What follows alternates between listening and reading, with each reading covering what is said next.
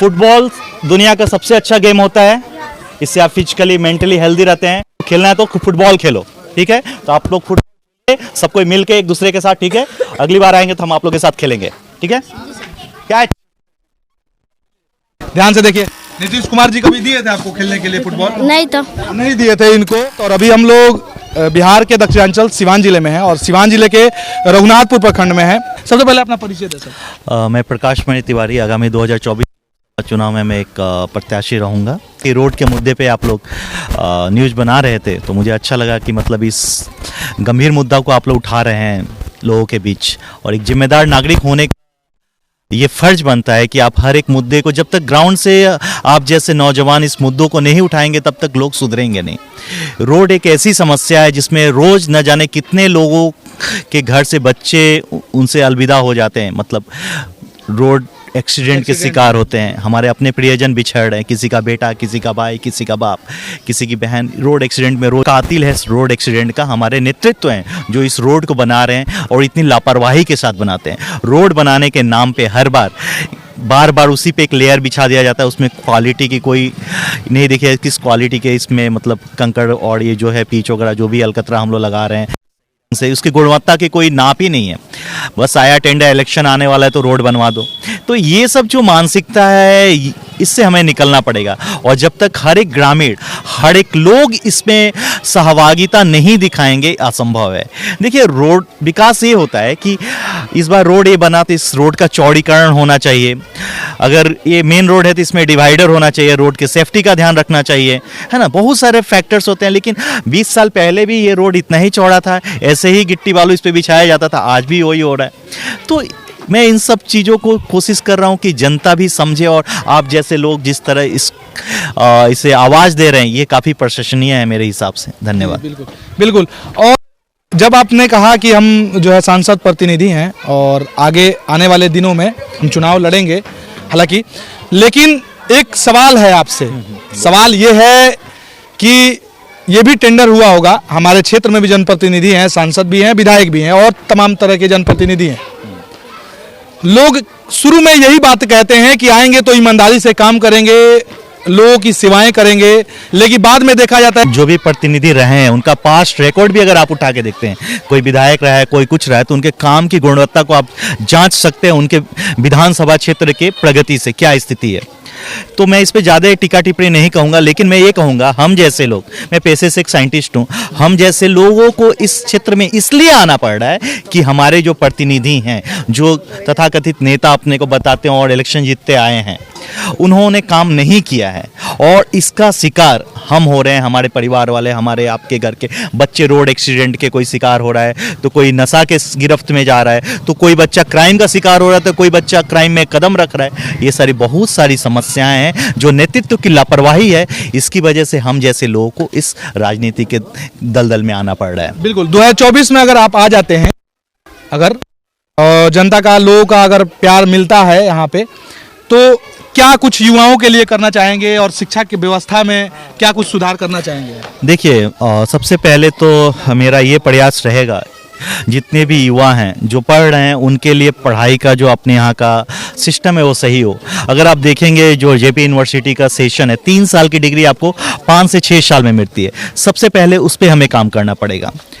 आज तक किसी नेतृत्व ने इस मुद्दे पे आवाज़ नहीं उठाई है। और हमारा जो पाठ्यक्रम है, जो सिलेबस उठा के देखिएगा, वो देखिएगा 1970 का सिलेबस आज भी पढ़ाया जा रहा है डिग्री कॉलेज में। कोई भी पाठ्यक्रम आपके आज के औद्योगिक इंडस्ट्रियल जो कोर्सेस है उसके अकॉर्डिंग नहीं है। तो शिक्षित होने के नाते मुझे पता है कि आज के डेट में दूसरे स्टेट में, दूसरे कंट्रीज में किस टाइप के कोर्सेस हैं, उस पे होना चाहिए। दूसरा रहेगा कि मैं हर ब्लॉक वाइज कुछ छोटे मोटे कल कारखाने खोलने का प्रयास करूंगा, जिससे कि जो लड़के आज बेरोजगारी के दौर में 10,000 12,000 के चक्कर में कहां जाते हैं, उन्हें अपने क्षेत्र में ही काम मिले अच्छी तनख्वाह के साथ। तो स्टैंडर्ड है ही नहीं, घूस लेके अगर आप रोड को पास कर देते हैं, पुल बन जाता है। आप देखे होंगे सिवान में, मैरवा में कहीं के ऐसे फ्लाईओवर बने हैं जहां पे रोज एक्सीडेंट होते, इतने ब्लाइंड स्पॉट हैं वहां पे। ये क्या है, आपने जो भी मतलब इग्नोर कर दिया है, चीज़ों को आपको पता है गलत है, लेकिन आपने उसे पास कर दिया है, जिसका शिकार, उस गलती के शिकार हजारों कहिए तो निर्दोष लोग होते हैं, उस हर एक पैरामीटर की जांच होनी चाहिए, तभी ना जेई है वो पास करते हैं। हमारे यहाँ रूल सब है, लेकिन उस पे लोग ध्यान तक लोग निजी स्वार्थ से उठ के काम नहीं करेंगे, जो भी नेतृत्व है, क्योंकि सबका कमीशन बना हुआ है इसमें। जब नेतृत्व निजी स्वार्थ से ऊपर उठ के काम करे तो प्रशासन और जो भी पोजीशन पे लोग हैं, ब्यूरोक्रेट हैं, वो इस पे ध्यान देने पे मजबूर हो जाएंगे। बिल्कुल। अभी जो है स्कूलों का स्थिति देखा जा रहा है कि स्कूलों में प्लेइंग जो है, गेमिंग का व्यवस्था जो है, हालांकि घंटी भी है, खेलने कूदने का भी घंटी सरकारी स्कूलों में देखा जाता है, लेकिन उसके लिए जो ज़रूरत की सामानें होती हैं, ज़रूरत की खेलने वाली चीज़ें होती हैं, जैसे फुटबॉल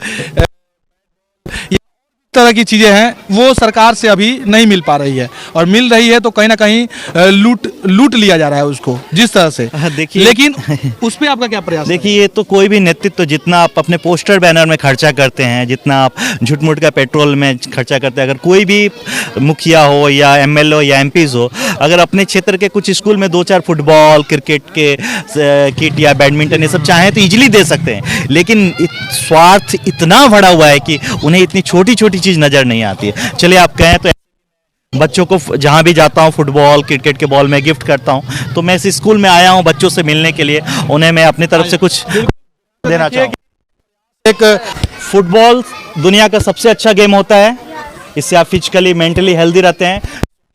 ने कहा था खेलना है तो फुटबॉल खेलो, ठीक है? तो आप लोग फुटबॉल सब कोई मिल के एक दूसरे के साथ, ठीक है? अगली बार आएंगे तो हम आप लोग के साथ खेलेंगे, ठीक है? क्या है? ध्यान से देखिए बाबू, इधर आ जाओ, इधर आ जाओ। नीतीश कुमार जी कभी दिए थे आपको खेलने के लिए फुटबॉल? नहीं दिए थे। ग्रामीण क्षेत्र के जो स्कूल है उसमें प्लेग्राउंड की व्यवस्था होनी चाहिए, बच्चों के लिए खेल के पठन के साथ साथ खेल की भी उचित व्यवस्था होनी चाहिए, क्योंकि खेल एक ऐसा माध्यम है जिससे मतलब हम लोग क्राइम को या बच्चे के माइंड को काफी हद तक कंट्रोल, जब तक बच्चे खेलते हैं उस पर ही फोकस रहता है, उनका नशा होता है खेल। लेकिन जब बच्चे फ्री रहते क्राइम में, नशा में, आजकल जो एसमाई का क्रेज चल रहा है बच्चों में, आप देख रहे हैं हमारे क्षेत्र में, इसलिए कि उनके पास प्रॉपर इंगेज साधन नहीं है। तो ये तो हमारे नेतृत्व जो भी है सबका फर्ज बनता है, दायित्व बनता है। अगर आप बनते हैं तो जैसे आपने अभी फुटबॉल दिया बच्चों को, जब आप सांसद यहाँ बन जाते हैं इस क्षेत्र से, तो क्या बच्चों के लिए संसद में या आवाज उठाएंगे बच्चों के खेल के प्रति? जी, ये तो मेरा प्रयास, ये प्रयास मेरा रहेगा ही। एक शिक्षक युवक होने के नाते मेरा प्रयास है, इन पे ज़्यादा फोकस करना जरूरी है, इनको एंगेज करना, इन्हें पॉजिटिव इन्वायरमेंट देना। तो ये तो मेरा प्रयास रहेगा ही, जीतूं ना जीतूं, मैं अपने लेवल से जितना हो पाएगा मैं कर रहा हूँ और करता रहूँगा। आप देख रहे थे सच की बात। वीडियो का जरूर बताएं और वीडियो को ज़्यादा से ज़्यादा शेयर करें। जय हिंद, जय बिहार।